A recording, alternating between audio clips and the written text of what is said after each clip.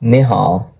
Welcome to this video, and in this video we will be exploring the meaning and the usage of one of the most basic and important phrases in the Chinese language.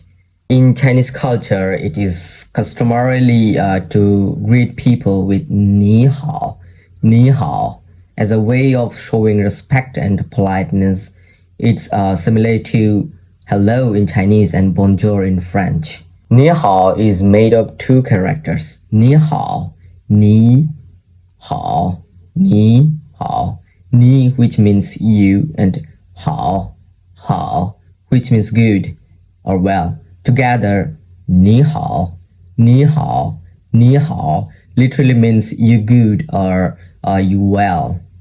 A ni hao can be used in formal and informal ways and informal situations, and it's appropriate to use it when greeting someone for the first time or when meeting someone in a professional context.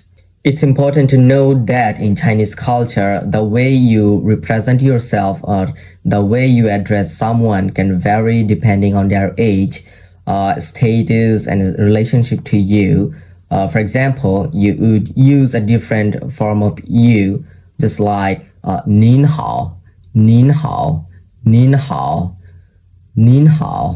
We can use ni hao, who is younger than you and who is your friend, and that's like your family to you. And we can use nin hao, that who we are speaking to your boss and an older. But no matter who you are speaking to, ni hao is always a safe and always a respectful way to greet someone. So next time when you meet someone who speaks Chinese, remember to greet them with a warm and respectful and a friendly ni hao, ni hao, ni hao, nin hao, nin hao. Bye bye.